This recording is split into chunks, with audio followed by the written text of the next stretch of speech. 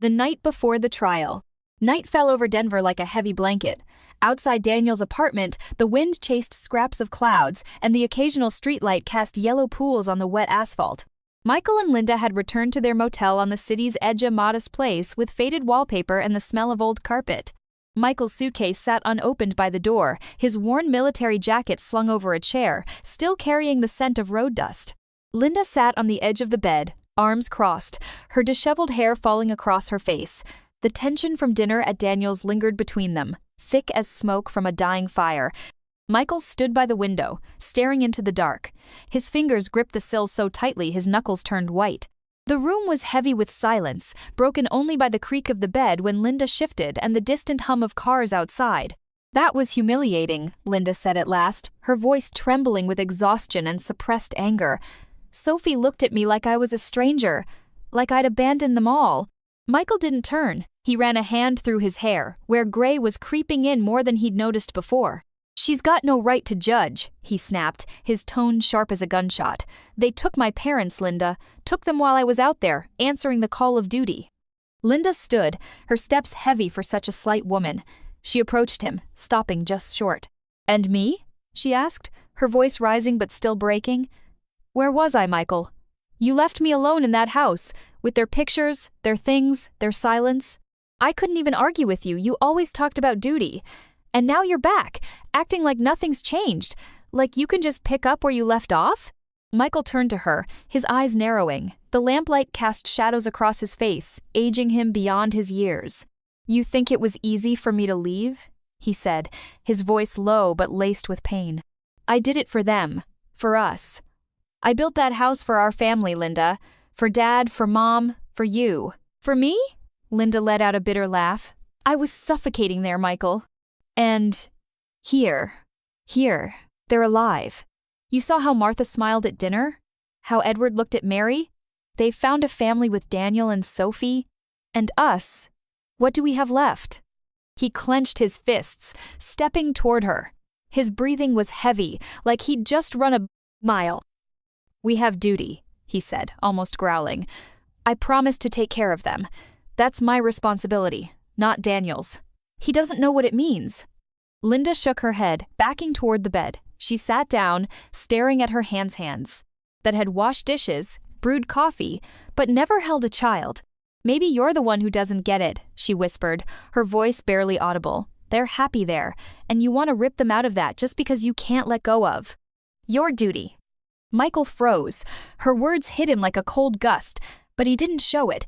He walked to the table where his documents lay, subpoenas, old letters, military discharge papers. His fingers grazed the pages, searching for an answer. "They're my parents," he said finally, his voice quieter but firmer. "I'm not giving them up. Not to Daniel, not to Sophie, not to anyone." Linda looked up, her eyes glistening with tears she refused to let fall. "Then what do we do?" she asked. "They're not going to let them go willingly. You saw how? Sophie stood up for them. How Daniel looked at you. This isn't going to end with a friendly chat." Michael grabbed a pen and a piece of paper, the motel bill, which he flipped over to scribble on. His hand moved quickly, jotting down words: court, custody, parents. He underlined the last word twice. "Let the law decide," he said, meeting her gaze. "If they won't give them up willingly, I'll take them through the courts. I have rights. I'm their son."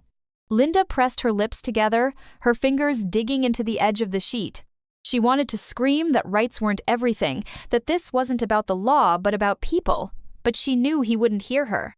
20 years had taught her to recognize that the tone of a man who'd made up his mind and wouldn't back down. "And if the court rules against you?" she asked softly, almost afraid of the answer. Michael tossed the pen onto the table. It rolled and fell to the floor with a dull thud. He looked at his wife, and for the first time that night, a flicker of doubt crossed his eyes. "Then I'll find another way," he said. "But I'm not giving up." Linda turned away, lying on the bed and pulling the blanket to her chin. She closed her eyes, but sleep wouldn't come. Michael stayed by the window, staring into the night where rain tapped the glass like a drum roll before a battle. The decision was made, and come morning, he'd head to court to start the war he saw as his final mission. The morning before the battle. Morning in Denver broke gray and cold, as if the city itself were bracing for what was to come. A thin fog hung over the streets, muffling the sounds of early traffic. In the motel on the outskirts, light slipped through tattered curtains, painting stripes on the worn carpet. Linda lay in bed, her breathing steady but her eyes open. She'd barely slept, replaying Michael's words, his unyielding stare, his stubbornness. Her fingers still clutched the sheet, as if it could anchor her against the chasm growing between them. Michael was already up. He stood at the small bathroom mirror, shaving with the same methodical precision he'd once used to clean a rifle before a fight.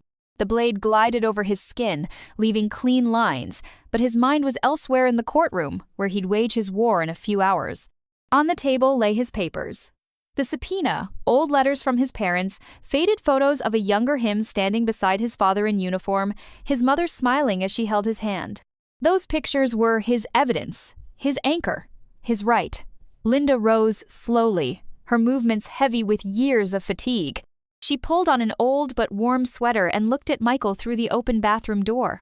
"You've already decided everything, haven't you?" she asked, her voice hoarse from sleeplessness. "You're not even going to ask what I think." Michael paused, the blade halting at his chin.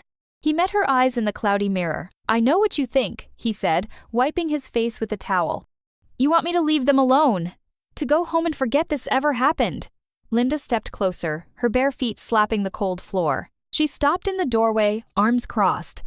"And if I say yes?" She shot back, her tone sharp as a blade. "That I'm tired of your wars, Michael? That I don't want to watch you destroy yourself over a past that's gone?" He tossed the towel onto the sink and faced her.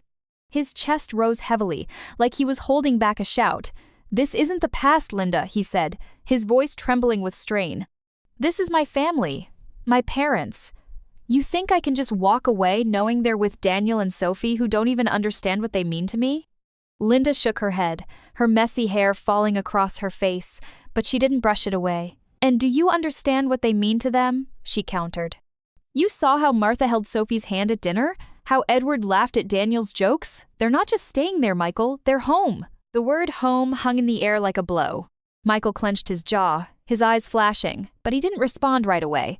Instead, he brushed past her, grabbed his jacket from the chair, and pulled it on with a sharp tug. The smell of dust and old leather filled the room. "I built them a home," he said finally, his voice quieter but laced with steel. "I worked 3 jobs to pay for that land. I hauled logs on my shoulders when I was 23. That was my duty to them, Linda, and I'm not letting Daniel take that from me." Linda stared at him, her lips trembling, but she didn't cry. She'd long since learned to keep tears inside.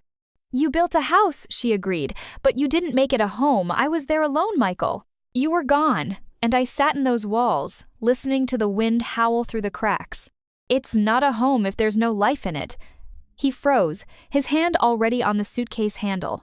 Her words hit like a shot at close range, and for the first time that morning, a flicker of uncertainty crossed his face.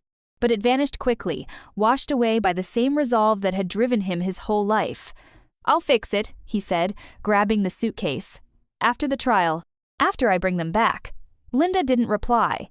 She just watched as he gathered his things, papers, car keys, the old army knife he always carried.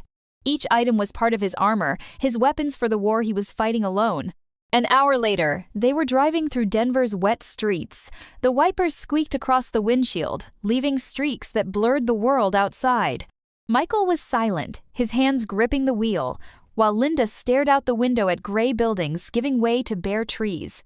The radio played a soft old song about a soldier coming home, but neither turned it up. The courthouse loomed ahead, a fortress of stone and glass. Its cold lines promised order, but not the justice Michael sought.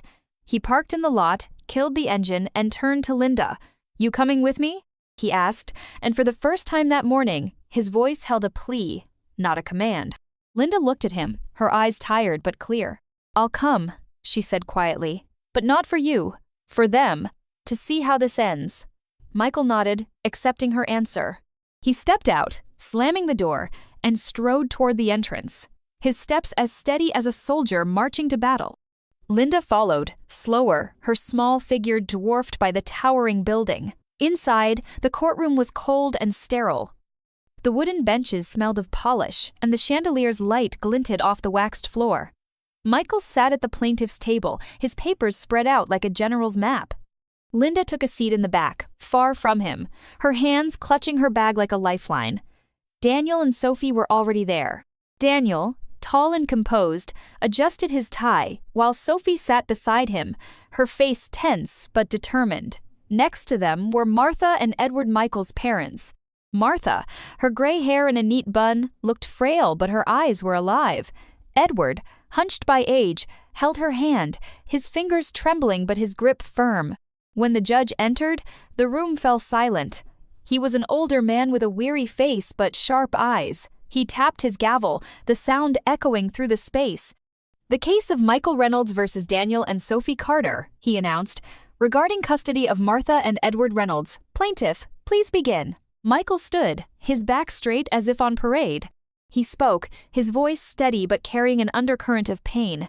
"Your Honor, I'm their son," he said. "I served this country. I built a home for them. I sacrificed everything to keep them safe. Daniel and Sophie have no right to keep them. They're my parents, and I demand they be returned to me." The room went still.